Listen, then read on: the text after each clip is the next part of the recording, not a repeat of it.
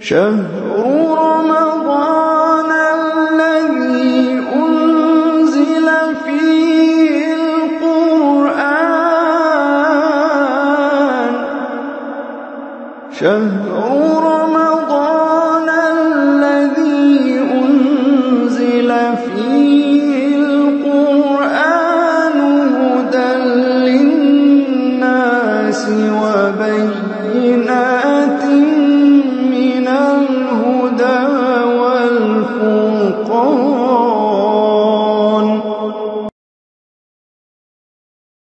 الحمد لله والصلاة والسلام على رسول الله وعلى آله وصحبه ومن والاه أما بعد. প্রাণপ্রিয় দিনী ভাই ও বোনেরা, সকলকে অন্তঃস্থল থেকে শুভেচ্ছা জানিয়ে আজকে আমি রমাদান ও সিয়াম কোর্সের নতুন ক্লাস চালু করতে যাচ্ছি।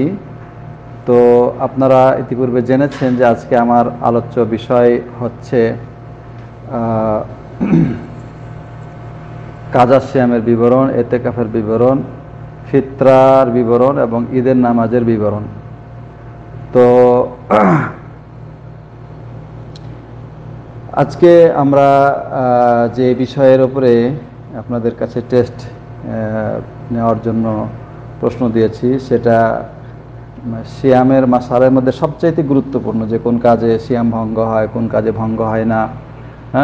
তারপরে অসুস্থ ব্যক্তির সিয়াম, গর্ভবতী নারীদের সিয়াম, মুসাফির অবস্থার সিয়াম, এই বিষয়গুলো নিয়ে আমাদের আজকের টেস্ট ছিল এবং এটা খুবই গুরুত্বপূর্ণ। তো আশা করি আপনারা গুরুত্বের সাথে এই পরীক্ষায় অংশ নেবেন এবং একবার না পারলে কয়েকবারই অংশ নেবেন, যাতে করে বিষয়গুলো আপনার কাছে ক্লিয়ার হয়ে যায়, মাসালাগুলো সহজ হয়ে যায়। এবং যদি বিষয়গুলো পুরোপুরি না বুঝেন তাহলে আবার প্রশ্ন করবেন। ইনশাআল্লাহ প্রশ্ন করার জন্য যে সুযোগ দেওয়া হয়েছে সেই অনুযায়ী প্রশ্ন করবেন এবং আশা করি প্রশ্নের মাধ্যমে অনেক কিছু ক্লিয়ার হয়ে যাবে।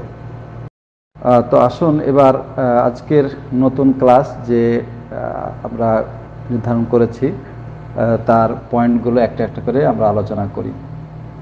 প্রথমত কাজা সিয়ামের বিবরণ নিয়ে আলোচনা। তো যে আলোচনাগুলো ইতিপূর্বে চলে গেছে বা হয়ে গেছে সেখানে বিভিন্ন পর্যায়ে কাজা সিয়ামের কিছু নিয়মকানুন আলোচনা হয়েছে। তারপরেও আরেকটু খোলাসা করার জন্য বা বিস্তারিত বলার জন্য এই অনুচ্ছেদটা বা এই চ্যাপ্টারটা আমরা নির্ধারণ করেছি। তো কাজা সিয়ামের ক্ষেত্রে প্রথম যে প্রশ্নটা সেটা হচ্ছে যে কার জন্য রোজা কাজা করা ওয়াজিব। প্রথমত যে ব্যক্তি উপযুক্ত কারণে রোজা ভঙ্গ করেছে তার জন্য কাজা করা ওয়াজিব, যেমন অসুস্থ মানুষ, মুসাফির, হায়েজ নেফাসে আক্রান্ত নারী, গর্ভধারিণী, স্তন্যদায়িনী নারী বা ক্ষুধা পিপাসায় যে ব্যক্তি নিজের জীবন বিপন্ন হওয়ার আশঙ্কা করেছিল এবং ফলে সে সিয়াম ভঙ্গ করেছে, বা কারো যান বাঁচানোর জন্য যদি কেউ সিয়াম ভঙ্গ করে থাকে, এ ধরনের মানুষ, তাদের জন্য সিয়ামের কাজা আদায় করা ওয়াজিব। আর এরা যতগুলো সিয়াম ভঙ্গ হয়েছে শুধু ততগুলোই কাজা আদায় করবে, বাস তাইলেই হয়ে যাবে। এক্ষেত্রে দ্বিতীয় কথা হচ্ছে এই যে যারা বিনা কারণে রমজানের সিয়াম ভঙ্গ করেছে তাদের কথা কি। উপরে তো যেটা আলোচনা করলাম যে যারা কারণবশত ভঙ্গ করেছে তাদের কথা, কিন্তু যারা বিনা কারণে ভঙ্গ করেছে তাদের কথা কি। তো তাদের কথা হলো এই যে যারা বিনা কারণে সিয়ামের নিয়ত করেনি বা শুরু করার কারণে পরেও বিনা কারণে খেয়ে ফেলে ভঙ্গ করেছে ইত্যাদি, তাহলে এই লোক নিঃসন্দেহে কাবিরা গুনাহ করেছে এবং আল্লাহর ক্রোধ এবং শাস্তির সম্মুখীন করেছে নিজেকে। তো এই ব্যক্তির আবশ্যক হলো যে সে প্রথমত অন্তর থেকে খাঁটিভাবে তওবা করবে, যেটাকে তওবায়ে নাসুহা বলে। দ্বিতীয়ত যে দিনগুলো সে রোজা পালন করেনি সেই দিনগুলোর কাজা আদায় করবে, এর বেশি করবে না। এবং এ ব্যাপারে ইবনে আব্দুল বার বলেছেন যে এ ব্যাপারে উম্মতে মুসলিমার ওলামাগণ এ ব্যাপারে একমত হয়েছেন যে যে ব্যক্তি ইচ্ছাকৃতভাবে রমজানের সিয়াম আদায় করেনি বা ভঙ্গ করেছে, অথচ সে রোজাকে বিশ্বাস করে ও স্বীকার করে, শুধুমাত্র আলসেমি করে, গাফলতি করে, দুষ্টমি করে রোজা ছেড়ে দিয়েছে, তারপরে সে ভুল বুঝতে পেরে সে এবং তওবা করেছে, তাহলে সে ওই দিনগুলো কাজা আদায় করবে। শেখ বিন বাজ বলছেন যে এই লোকের উপর আবশ্যক হলো যে সে ওই দিনগুলোর কাজা আদায় করবে এবং সে সাথে এই ভুলের জন্য আল্লাহর কাছে তওবা করবে। তো অনেকে বলে থাকেন যে যে ব্যক্তি ইচ্ছাকৃতভাবে একটি রোজা ভঙ্গ করে সে কাফারা স্বরূপ 60টি রোজা পালন করবে। আসলে এই ধরনের কথার পক্ষে কোরআন সুন্নায় কোনো দলিল নাই, এজন্য এমন কিছু চাপিয়ে দেওয়া প্রয়োজন নাই বা যাবে না যেটার ব্যাপারে কোনো দলিল নেই। আমরা জানি যে স্ত্রী সহবাস যদি কেউ দিনের বেলায়, তাহলে তার প্রতি কাফারা ওয়াজিব হয় 60 রোজা বা 60 মিসকিন খাওয়ানো বা দাসমুক্ত করা, এছাড়া অন্য কোনো কিছু নয়। তো সুতরাং এটাই হচ্ছে সঠিক কথা যে সে আল্লাহর কাছে তওবা করবে এবং ওই দিনগুলোর কাজা আদায় করবে।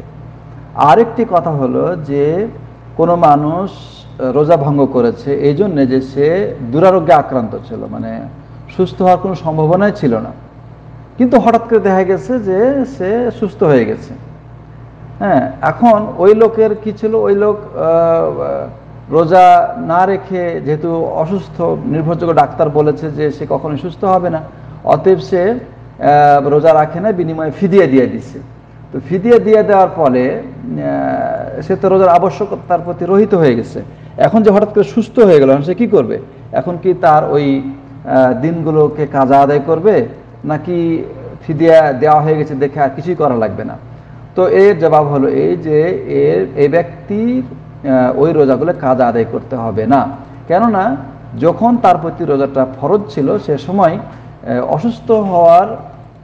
অসুস্থ হওয়ার কারণে এবং এই ওজর থাকার কারণে তার ওটা রহিত হয়ে গেছে এবং পরবর্তীতে তার জন্য খাদ্য দেওয়া আবশ্যক হয়ে গেছে, আর সে ওই আবশ্যকতা পালনও করে নিয়েছে। সুতরাং যেহেতু রোজার বাধ্যবাধকতা শেষ হয়ে গেছে, অতএব তার ওই সিয়ামগুলো আর কাজা আদায় করতে হবে না। আল্লাহ তাআলা। এরপরে আসুন আমরা আলোচনা করব যে কাজা রোজা আদায় করার সময় কি। ইমামগণ আলেমাগণ এ ব্যাপারে একমত যে শরীয়সম্মত কারণে কেউ যদি রমজানে কিছু রোজা ভঙ্গ করে তাহলে পরবর্তী রমজান আসার আগেই সে কাজা আদায় করে নেবে।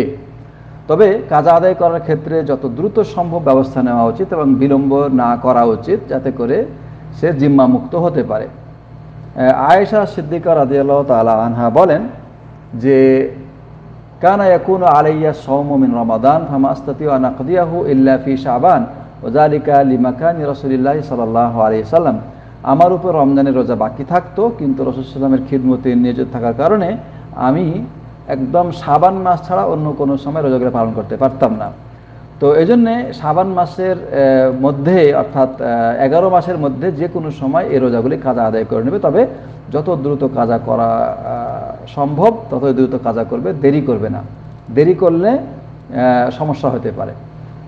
তো এই যে কাজাগুলো করবে সেটা কি একাধারে করবে নাকি ভেঙে ভেঙে বিচ্ছিন্নভাবে করতে পারে? হ্যাঁ, বিচ্ছিন্নভাবে করতে পারে, কোনো অসুবিধা নাই। ইবনে আব্বাস রাদিয়াল্লাহু তাআলা আনহু বলেন যে ভেঙে ভেঙে রাখলে আজকে একটা, 10 দিন পরে একটা, 1 মাস পরে একটা, এভাবে যদি রাখে তাতে কোনো অসুবিধা নেই। এবং ইবনে আব্বাসের এই কথা ইমাম বুখারী সহিহ বুখারীর মধ্যে উল্লেখ করেছেন। তবে এমন যদি হয় যে রোজা তার মানে এতগুলোই ছিল যে শাবান মাসে এসে আর দিন পাওয়া যাবে না, হ্যাঁ রমজান এসে যাবে, তাহলে তো ওই সময় ধারাবাহিকভাবে রেখে শেষ করে ফেলতে হবে। এখন যদি এরকম হয় যে সে বিলম্ব করতে করতে রমজান চলে আসলো, তাহলে কি করণীয়? তো তার এই বিলম্বটা যদি শরীয়তসম্মত কারণে হয়ে থাকে, যেমন ধরেন যে সে অসুস্থ ছিল বা অসুস্থতা থেকে এই 11 মাস সুস্থ হয়নি, ফলে সে কাজা রোজা রাখতে পারে না, অথবা সফরেই ছিল, মানে সফর থেকে বাড়িতে আসতেছে, রোজা করার সুযোগ হওয়ার আগেই আবার সে চলে যাচ্ছে সফরে, তো ইত্যাদি কারণে যদি হয় তাহলে পরবর্তী রমজান এসে যায়, তাহলে সে ওই রমজানের পরেও সে ওটা কাজা আদায় করবে, এর জন্য কোনো গুনাহ হবে না, কোনো অসুবিধা হবে না। কিন্তু যদি বিনা কারণে হয়, অর্থাৎ গাফলতি করতে করতে এই রমজান এসে গেছে, আরে রমজান এসে গেল, আমি তো রোজাগুলো কাজা আদায় করতে পারলাম না, এখন কি করা যায়? এই যে গাফলতি করে সে দিনগুলো পার করে দিয়েছে, রোজা কাজাগুলো আদায় করেনি, এটার জন্য সে অবশ্যই গুনাহগার হবে এবং এই ত্রুটির জন্য সে আল্লাহর কাছে খাঁটিভাবে তওবা করবে এবং কাজা আদায় করবে। রমজানের পরে আগের রমজানের রোজাগুলোর কাজা আদায় করবে। কিন্তু এক্ষেত্রে ওলামাদের মধ্যে মতভেদ রয়েছে যে কাজা আদায় করার সাথে সাথে মিসকিনকে খাদ্য দিতে হবে কি না। এক্ষেত্রে ইমাম মালিক, ইমাম শাফি, আহমদ বিন হাম্বল সহ আরও অনেক আলেম বলেছেন যে তাকে রোজা তো কাজা আদায় করতে হবে, তওবা করতে হবে, কাজা করতে হবে, সাথে সাথে ফিদিয়াও দিতে হবে বা মিসকিনকে খাদ্য দিতে হবে। সাহাবীদের মধ্যে আবু হুরায়রা ইবনে আব্বাস এরকম মন্তব্য করেছেন, শেখ বিন বাজও ফতোয়া দিয়েছেন, কিন্তু ইমাম আবু হানিফা রাহমাতুল্লাহ আলাইহি বলেছেন যে শুধু কাজা আদায় করতে হবে, মানে তওবা করবে এবং কাজা আদায় করবে। কেননা আল্লাহ সুবহানাহু ওয়া তাআলা কোরআনে কারিমে খাদ্য প্রদানের কথা বলেননি। সে বিলম্ব করেছে, রমজান এসে গেছে, গাফলতি করেছে, সে গুনাহ করেছে, এই জন্য সে খাঁটিভাবে তওবা করবে। আর সে কি করবে, সে ওই রোজাগুলো রমজানের পরে হলে সে কাজা আদায় করবে। আর ইমাম আবু হানিফার এই বক্তব্যকে সমর্থন করেছে ইমাম বুখারী রাহমাতুল্লাহ আলাইহি এবং বর্তমান আলেমদের মধ্যে শেখ ইবনে উসাইমিন। তো এই জন্য ওলামাদের মধ্যে আরো কেউ মধ্যপন্থী মন্তব্য অবলম্বন করেছে। তারা বলেছেন যে সে তওবা তো করবে, কাজা তো আদায় করবেই, এবং সতর্কতার খাতিরে যদি মিসকিনকে কাফারা স্বরূপ খাদ্য দেয় তাহলে এটা তার জন্য অধিক উত্তম হবে। আল্লাহ তাআলা আলাম। এই কাজা রোজার আদায় করার সময়ের ব্যাপারে আরেকটি কথা এখানে আমাদের উল্লেখ না করলেই নয়, সেটা হচ্ছে এই যে কুরবানির দিন, ঈদের দিন, এই দিনের পরে যে 3 দিন রয়েছে সে 3 দিনে আইয়ামে তাশরিক বলা হয়। তো এই 3 দিনে কি রোজা রাখা যাবে? কেউ যদি কাজা রোজা রাখতে চাহে তাহলে কি রাখা যাবে? না, রাখা যাবে না। এই জন্য যে এই দিনগুলো হচ্ছে ঈদের দিন। আল্লাহ নবী সাল্লাল্লাহু আলাইহি ওয়াসাল্লাম বলেছেন যে আইয়ামুত তাশরিক আইয়ামু আকলিন ওয়া শুরব, আইয়ামে তাশরিক ঈদের পরের 3 দিন 11, 12, 13 এই 3 দিন হচ্ছে খানা পিনার দিন, আনন্দের দিন, ঈদের সাথে সম্পৃক্ত। সুতরাং এই দিনগুলির সিয়াম পালন করা হারাম। অতএব কাজা সিয়াম রাখা যাবে না, নফল তো রাখাই যাবে না। কাজা রোজার জন্য নিয়ত কিভাবে করতে হবে? কাজা রোজা যেহেতু ফরজ রোজা, এই জন্য ফরজ রোজার নিয়ত যেভাবে করতে হয় ঠিক সেইভাবে কাজা রোজার নিয়ত করতে হবে। আর তা হচ্ছে ফজরের পূর্বে নিয়ত করতে হবে, যেটা আমরা ইতিপূর্বে হাদিসে পড়েছি। আল্লাহ নবী সাল্লাল্লাহু আলাইহি ওয়াসাল্লাম বলেছেন যে ব্যক্তি ফজরের পূর্বে নিয়ত করে না তার রোজা হয় না। এটা একটা কথা। দ্বিতীয় কথা হচ্ছে এই যে আমরা জানি যে রমজানের পরে বিভিন্ন রকমের নফল রোজার সুযোগ আছে, যেমন সোমবার বৃহস্পতিবারের রোজা, তারপরে আরাফাতের রোজা, আশুরার রোজা। তো এই সময়ে যদি কেউ মানুষ কাজা রোজা করতে চাহে তাহলে কি করণীয় হবে বা তার করণীয় কি?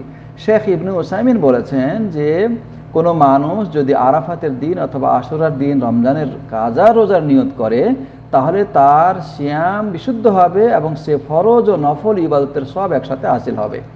তো এই সময় যদি কাজার উদ্দেশ্য করে তাহলে কিন্তু তার মূল নিয়তটা হবে কি? কাজা রোজা করার নিয়ত। আর যেহেতু সে নফলের দিনে সে রোজাটা রাখছে, অতএব অটোমেটিকভাবে নফলের সওয়াবটাও সে পেয়ে যাবে। কাজা রোজার সওয়াব সে পাবে, সাথে সাথে নফলের সওয়াবটাও পাবে। অর্থাৎ যদি সোমবার বৃহস্পতিবার রাখে তাহলে কাজা রোজার সওয়াব পেল এবং সোমবার রোজা রাখার সওয়াব পেয়ে গেল, বৃহস্পতিবার রোজা রাখার সওয়াব পেয়ে গেল। অনুরূপভাবে আরাফাতের দিন যদি কাজার নিয়তে রোজা রাখে তাহলে কাজাটা আদায় হয়ে গেল, সাথে সাথে আরাফা দিবসের রোজার যে একটা সওয়াব ছিল সেটাও সে হাসিল হয়ে গেল। অনুরূপভাবে আশুরার ক্ষেত্রে একই কথা। কিন্তু যদি নফল রোজার নিয়ত করে, রোজাটা মূল ছিল তার মূল নিয়ত নফল রোজার, পরে বলছে যে আচ্ছা ঠিক আছে কাজা যখন বাকি আছে তখন ওটাও করে ফেলি, না তাইলে হবে না। আপনাকে মূল নিয়ত করতে হবে কাজার, এবং নফলটা অটোমেটিকভাবে এসে যাবে। সুতরাং এটা আপনি নফল নিয়ত করাই লাগবে না, অটোমেটিক আপনি ওটা সওয়াবটা পেয়ে যাবেন। ঠিক আছে।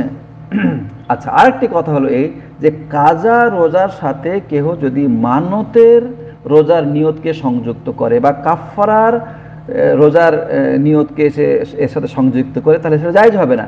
কেন? এজন্য যে কাজাটাও ফরজ আর মানত বা কাফারার রোজাটাও কি ফরজ, তো দুই ফরজ তো একসাথে আদায় হয় না, এটা আলাদা আলাদাভাবে নিয়তে করতে হবে। আচ্ছা, এখন থাকলো শাওয়ালের রোজা। শাওয়ালের রোজার সাথে কাজা রোজার নিয়ত করা যাবে কি না? শেখ ইবনে উসাইমিন বলেছেন যে শাওয়ালের 6টি রোজার সাথে রমজানের কাজা রোজার নিয়তের সংযুক্তি করা যাবে না। এজন্য যে রমজানের এই শাওয়ালের রোজাটা রমজানের রোজা পূর্ণ করার পরে রাখতে হয়, যেহেতু আল্লাহ নবী সাল্লাল্লাহু আলাইহি সাল্লাম বলেছেন যে ব্যক্তি রমজানের সিয়াম সম্পূর্ণ পালন করার পরে শাওয়ালের 6টি রোজা রাখবে সে সারা বছর সিয়াম পালন করার সওয়াব পাবে। আর যে লোক কাজা আদায় করেনি সে তো রমজানের পুরা সিয়াম আদায় করেনি, অতএব সে শাওয়ালের সাথে রমজানের নিয়ত করতে পারে কিভাবে? এটা সম্ভব না। এজন্যে তার জন্য আবশ্যক হলো যে সে আগে রমজানের রোজাগুলো পূর্ণ করবে, তারপরে যদি সময় পায় তাহলে শাওয়ালের রোজা আদায় করবে, যদি সময় না পায় তাহলে করার কিছু নাই এবং সেটা মানে প্রয়োজন নাই, যেহেতু ওটা নফল একটা ইবাদত। ঠিক আছে, তো এই হচ্ছে কাজা রোজা সংক্রান্ত কিছু আলোচনা। এরপরে আসুন এতেকাফ নিয়ে আলোচনা করি। যে এতেকাফের বিষয়টা আমরা অতিপূর্বে আলোচনা করেছি, তারপরে যেহেতু এটা একটা গুরুত্বপূর্ণ বিষয় তাই এটা আলোচনা একটু করি। আল্লাহ নবী আল্লাহ তাআলা কোরআনে কারিমে সূরা বাকারা 125 নম্বর আয়াতে বলেছেন, ওয়া আহিদনা ইলা ইব্রাহিম ওয়া ইসমাঈল আন তাহিরা বাইতিয়া লিত-তাইফিন ওয়াল আকিফিন ওয়ার রুকআইস সুজুদ। আমি ইব্রাহিম এবং ইসমাইলের নিকটে এই আদেশ করেছিলাম যে তোমরা আমার ঘরকে তওয়াফকারী, এতেকাফকারী এবং রুকু সিজদাকারীর জন্য পবিত্র রাখো। আর সূরা বাকারার 186 নম্বর আয়াতে আল্লাহ তাআলা বলেছেন, ওয়ালা তুবাশিরুহুন্না ওয়া আনতুম আকিফুনা ফিল মাসাজিদ, তোমরা স্ত্রীদের সাথে মিলন করো না যখন তোমরা মসজিদে তোমরা এতেকাফ করো। ওয়ালা তুবাশিরুহুন্না ওয়া আনতুম আকিফুনা ফিল মাসাজিদ, যখন তোমরা মসজিদে এতেকাফ করো তোমরা স্ত্রীর সাথে সহবাস করো না। তো এই আয়াতগুলো দ্বারা বোঝা যায় যে এতেকাফ একটি গুরুত্বপূর্ণ ইবাদত এবং আল্লাহর কাছে পছন্দনীয় ইবাদত, যার কারণে আল্লাহ তাআলা কোরআনে এই সম্পর্কে উল্লেখ করেছেন। তো এতেকাফ বলা হয় যে আল্লাহর ইবাদতের উদ্দেশ্যে মসজিদে অবস্থান করা এবং নিজেকে সেখানে আবদ্ধ রাখা, আবদ্ধ রাখা, এটা হচ্ছে এতেকাফ। তো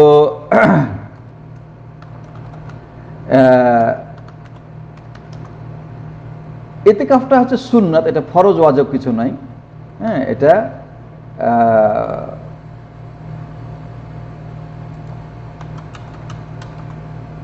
অনেকে বলে যে এতেকাফ করাটা কোনো এলাকার একটা ফরজ কাজ, যদি না করে হ্যাঁ তাহলে সবাই গুনাহগার হবে, এর জন্য করাই লাগবে। না, এটা ঠিক নয়, বরং এতেকাফ এটা হচ্ছে একটা সুন্নতি ইবাদত। হ্যাঁ, রাসূল সাল্লাল্লাহু আলাইহি ওয়াসাল্লাম এতেকাফ করেছেন, সাহাবীরা তার তিরোধানের পরে সাহাবীরা করেছেন, রাসূল সাল্লাল্লাহু আলাইহি ওয়াসাল্লামের স্ত্রীরা করেছেন। হ্যাঁ, তো এটা সুন্নতি ইবাদত, যদি কেউ করে আলহামদুলিল্লাহ সওয়াব পাবে, না করলে কোনো গুনাহ হবে না, কারোই কোনো গুনাহ হবে না। তবে হ্যাঁ, কেউ যদি মান্যত করে, এতেকাফ করার মান্যত করে যে আমি মানত করলাম যে এতেকাফ করব, তাহলে তার জন্য এটা ওয়াজিব হয়ে যায় পালন করা। এতেকাফ করার জন্য যে শর্ত, তার মধ্যে এটা নিয়ত থাকতে হবে, মুসলিম ব্যক্তি নিয়ত করবে, তারপরে সুস্থ বিবেক সম্পন্ন লোক হতে হবে, তারপরে মানে গোসল ওয়াজিবকারী বিষয় থেকে পবিত্র থাকবে। হ্যাঁ, এবং মসজিদের মধ্যে হতে হবে, সবচেয়ে বড় শর্ত হচ্ছে মসজিদের মধ্যে হতে হবে, বাড়িতে নয়। হ্যাঁ, অনেকে বলে যে বাড়িতে এতেকাফ করা যাবে, এরকম কোনো কথা কোরআন হাদিসে নাই। সাহাবীরা এরকম কেউ এতেকাফ করেছেন তার কোনো প্রমাণ নাই, তারা বাড়িতে বা রাসূল সাল্লাল্লাহু আলাইহি ওয়াসাল্লামের স্ত্রীরা বাড়িতে এতেকাফ করেছেন তার কোনো প্রমাণ নাই। অতএব বাড়িতে এতেকাফ করাটা এটা কোনো সুন্নাহ মোতাবেক কোনো কাজ নয়। মসজিদে হতে হবে, যে কথা আল্লাহ তাআলা কোরআনে কারিমে বলেছেন যে ওয়া আনতুম আকিফুনা ফিল মাসাজিদ। এমনকি রাসূল সাল্লাল্লাহু আলাইহি ওয়াসাল্লামের ইন্তেকালের পরে রাসূলের স্ত্রীগণ মসজিদের মধ্যে এতেকাফ করেছেন। যদি ঘরের মধ্যে এতেকাফ করা জায়েজ হতো তাহলে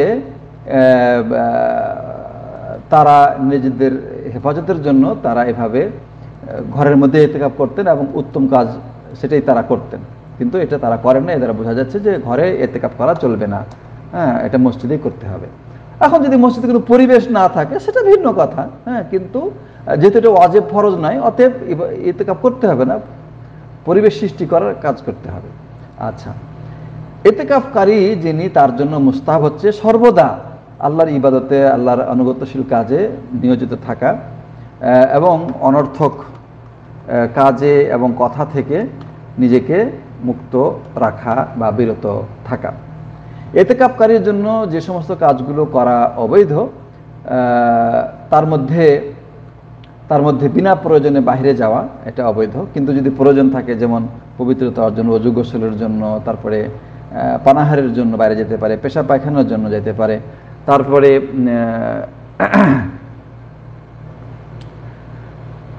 স্ত্রী যদি তার সাথে আসে দেখা করে কথা বলে তাও জায়েজ আছে। হ্যাঁ, তারপরে কোনো মানুষ যদি তার সাথে দেখা করতে আসে, কথা বলে প্রয়োজনীয়, তাহলে তাও জায়েজ আছে, কিন্তু অপ্রয়োজনীয় কথাবার্তা বলবে না। আর কি করলে এতেকাফ বাতিল হয়ে যায়? যদি কেউ স্ত্রী মিলন করে বা স্ত্রীর সাথে আলিঙ্গন ইত্যাদির মাধ্যমে যদি বীর্যপাত ঘটে, হ্যাঁ, তাহলে তার এতেকাফ ভেঙে যাবে। অথবা বিনা প্রয়োজনে কেউ যদি মসজিদ থেকে বের হয় তার এতেকাফ ভেঙে যাবে।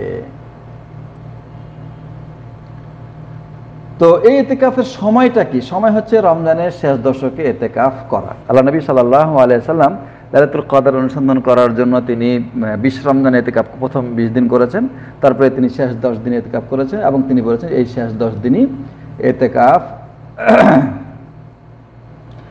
এতেকাফ করা হচ্ছে সুন্নাত। তো সুতরাং শেষ 10 দিনে এতেকাফ করাই হচ্ছে সুন্নাত। কোনো মানুষ যদি মান্যত করে তাহলে সেটা ভিন্ন কথা, সেটা আমরা আগে বলেছি যে মান্যত তখন সে পুরা করবে, সেটা একদিনের জন্য হোক বা এক রাতের জন্য হোক বা রমজানের প্রথমে হোক বা শেষে হোক, যে কোনো সময় সে করতে পারে।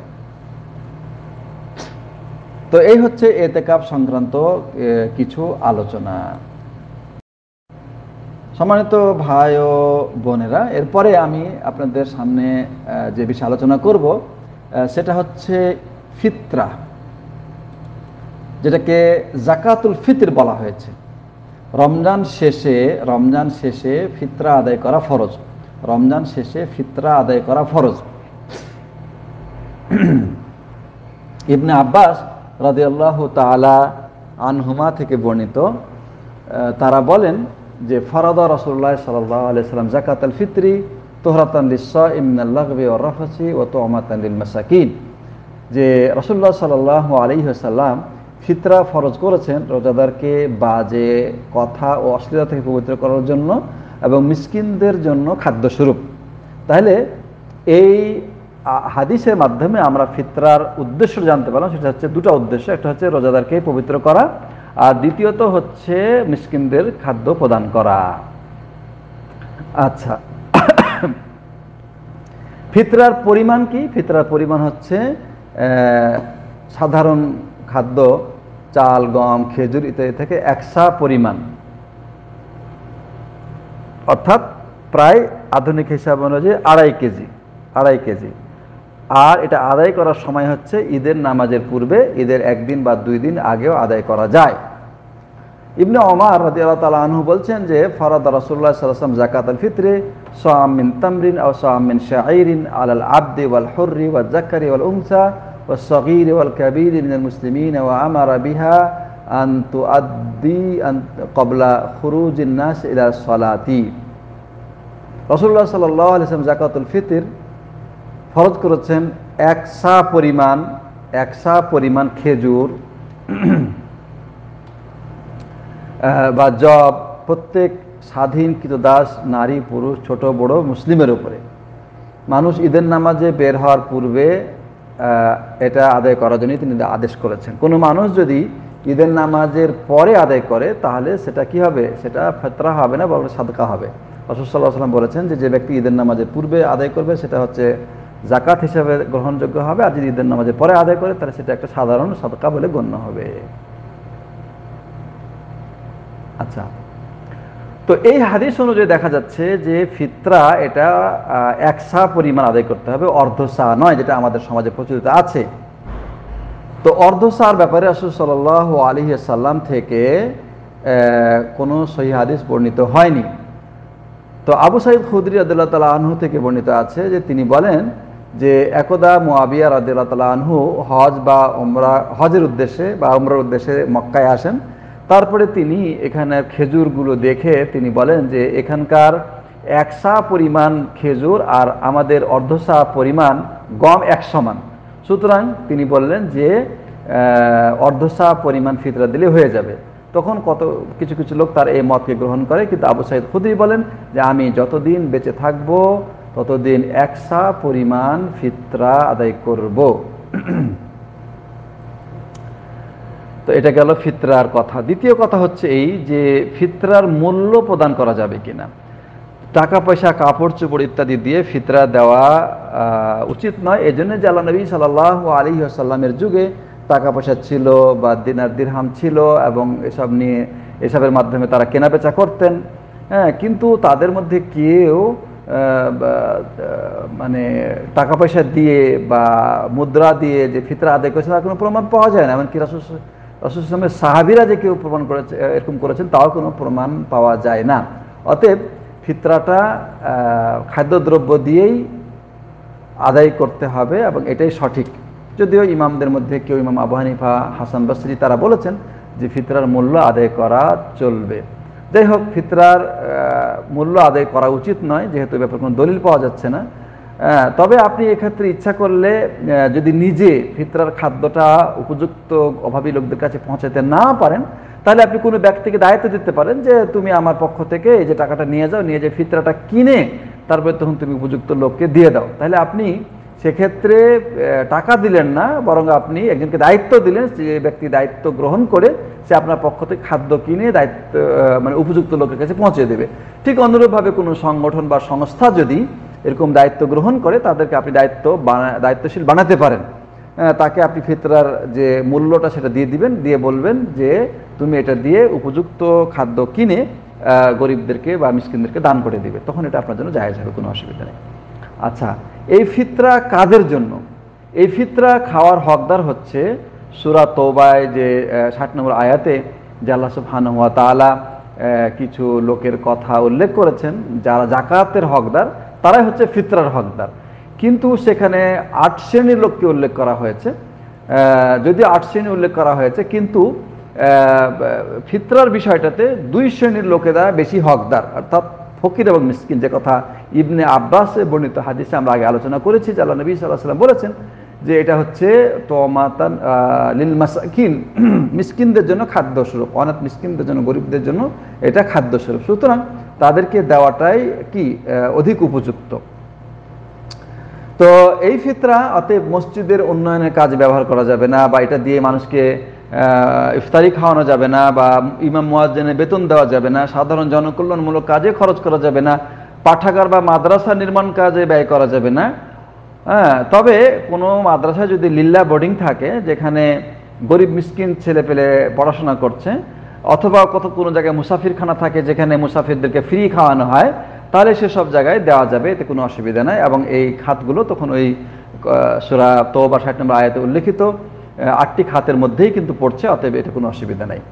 আচ্ছা, ফিতরার ক্ষেত্রে আরেকটি মাসালা হচ্ছে যে এক জায়গার ফিতরা আরেক জায়গায় পাঠানো যাবে কি না।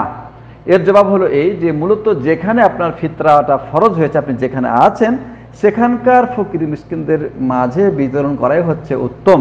কিন্তু সেখানে যদি উপযুক্ত কোনো মানুষ না পাওয়া যায়, তাহলে অন্য জায়গায় স্থানান্তর করা যাবে। শেখ মোহাম্মদ বিন সালেহ উসাইমিন বলেছেন যে অন্য শহরে স্থানান্তর করার ক্ষেত্রে যদি অধিক উপকার থাকে, তাহলে সেখানে পাঠাতে কোনো অসুবিধা নেই। যেমন সেখানে ওই শহরে নিজের নিকটাত্মীয় গরিব আছে, যারা জাকাতের অধিক হকদার, অথবা ওই শহরের মানুষগুলো বেশি অভাবী, তাহলে সেখানে প্রেরণ করলে কোনো সমস্যা নাই। অন্যথা জাকাত প্রদানকারী যে শহরে আছে সেখানকার অভাবী লোকেরাই বেশি হকদার, এবং তাদের কাছে দেওয়াটাই হচ্ছে উত্তম। তো এই হচ্ছে মোটামুটি ফিতরা সংক্রান্ত কিছু আলোচনা। আজকে আমরা সর্বশেষ যে বিষয়টি নিয়ে আলোচনা করব সেটা হচ্ছে ঈদের সালাত। ঈদ হচ্ছে 2টি মুসলমানদের জন্য, একটা হচ্ছে ঈদুল ফিতর এবং ঈদুল আজহা। যেহেতু আমরা ঈদুল ফিতরের আলোচনা করছি, এর জন্য সাথে সাথে ঈদুল আজহা আলোচনাটাও অটোমেটিক এসে যাচ্ছে।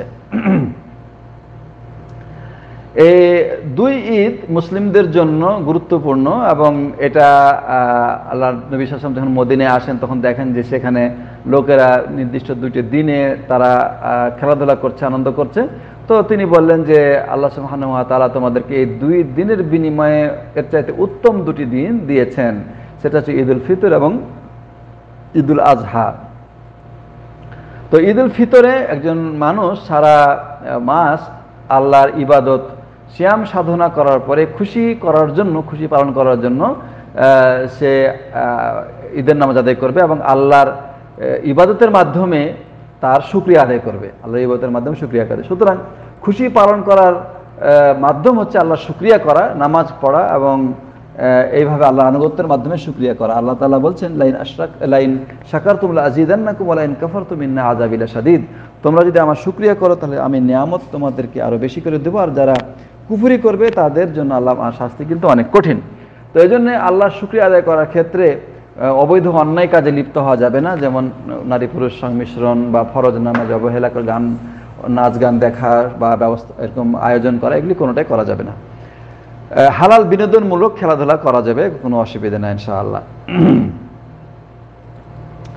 দুই ঈদের নামাজ এটা হচ্ছে একটা ইসলামের প্রকাশ্য নিদর্শন, এবং এই নামাজ অনেকে বলেছেন ফরজে কিফায়া, অধিকাংশ আলেমদের মতে এটা হচ্ছে সুন্নাতে মুআক্কাদা, আবার অনেকে এটাকে ওয়াজিবও বলেছেন। যাই হোক, রাসূল সাল্লাল্লাহু আলাইহি ওয়াসাল্লাম এই নামাজকে আদায় করেছেন এবং তিনি তা কখনোই ছাড়েন নাই।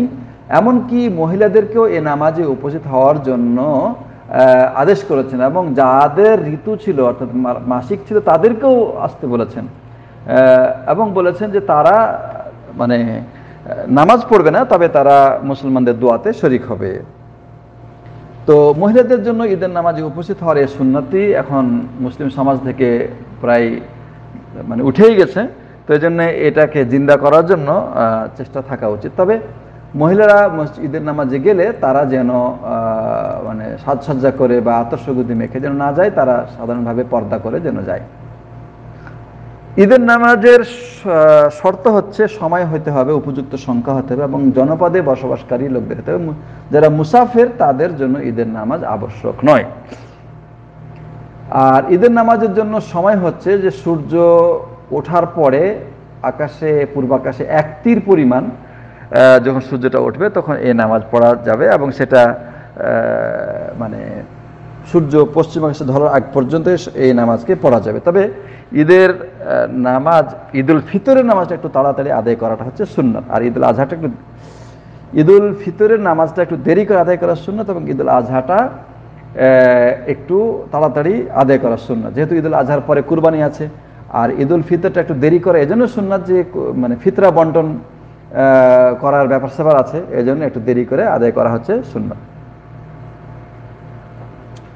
ঈদের নামাজ আদায় করার জন্য মাঠে গিয়ে আদায় করা হচ্ছে সুন্নাত, ঈদগাহে গিয়ে, খোলা ময়দানে গিয়ে। কিন্তু যদি বৃষ্টি থাকে অথবা উপযুক্ত ঈদের মাঠ না পাওয়া যায় তাহলে মসজিদে আদায় করা যাবে, কোনো অসুবিধা নেই।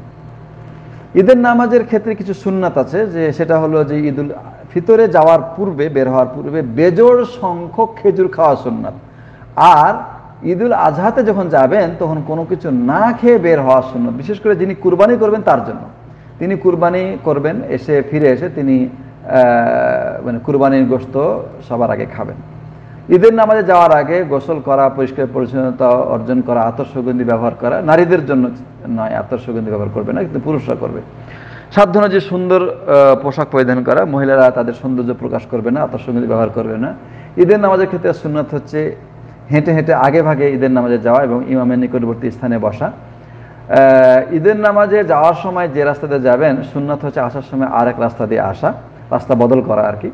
আর ঈদের নামাজের পূর্বে কোনো আজান নাই, একামত নাই, এবং এর পূর্বে কোনো নফল নামাজও নাই। ঈদের নামাজের সময় বা ঈদের ক্ষেত্রে একে অপরকে অভিনন্দন জানানো, মোবারকবাদ জানানো সুন্নাত। তবে এক্ষেত্রে বিশেষ কোনো পদ্ধতি নাই। সালাফে সালিহিন থেকে প্রমাণ রয়েছে, তারা বলতেন তাকাব্বালাল্লাহু মিন্না মিনকুম, এই ধরনের বাক্য তারা বলতেন। ঈদের নামাজের পদ্ধতি হচ্ছে এই যে এই নামাজ 2 রাকাত আদায় করতে হবে, এবং ইমাম সবাইকে নিয়ে এই 2 রাকাত নামাজ আদায় করবেন, সেটা ঈদুল ফিতর হোক, ঈদুল আজহাতে হোক, এবং সেখানে কেরাত লম্বা কেরাতকে তারা জোরে আদায় করবেন। প্রথম রাকাতে তাকবীরে তাহরিমা এবং সানা বলার পরে অতিরিক্ত 6টি তাকবীর দেবে, তাকবীরে তাহরিমা সহ 7টি, আর তাকবীর তাহরিমা বাদে অতিরিক্ত 6টি তাকবীর দেবে। আর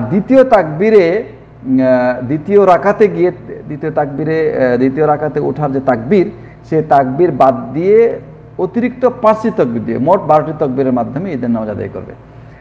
আয়েশা রাদিয়াল্লাহু আনহা বলেন যে আল্লাহ নবী সাল্লাল্লাহু আলাইহি ওয়াসাল্লাম ঈদুল ফিতর এবং ঈদুল আজহাতে প্রথম রাকাতে 7টি তাকবীর দিতেন এবং দ্বিতীয় রাকাতে 5টি তাকবীর দিতেন।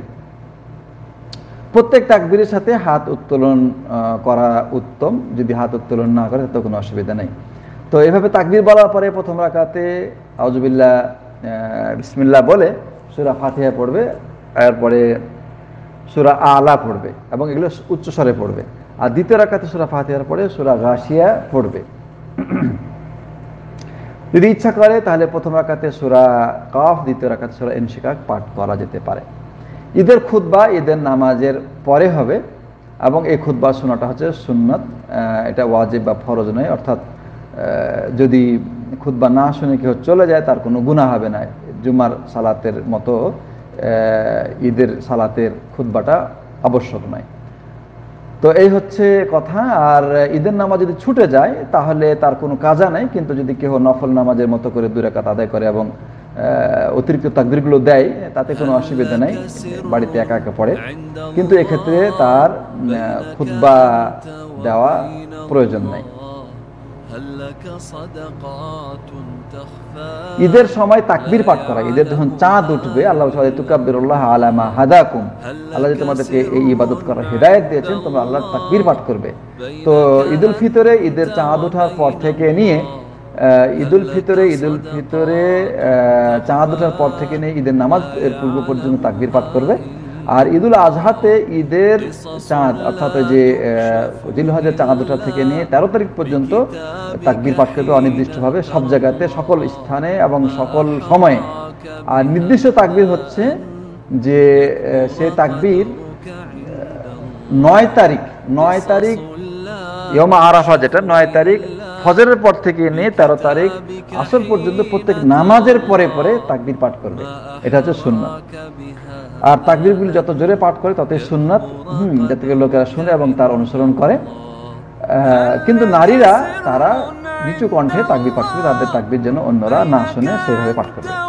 তাকবীরের যে নিয়মটা সেটা হচ্ছে আল্লাহু আকবার, আল্লাহু আকবার, লা ইলাহা ইল্লাল্লাহ, আল্লাহু আকবার, আল্লাহু আকবার, ওয়ালিল্লাহিল হামদ। এই হচ্ছে তাকবীর। তো এই আলোচনার মাধ্যমে আমরা আজকে যে নির্দিষ্ট চ্যাপ্টার ছিল সেগুলি পয়েন্টগুলো আলোচনা শেষ করলাম। সাল্লাল্লাহু আলা নবিয়িনা মুহাম্মদ ওয়া আলা আলিহি ওয়া সাহবিহি আজমাইন। هل لك سر عند الله بينك أنت وبين الله هل لك صدقات تخفى لا يعلمها إلا الله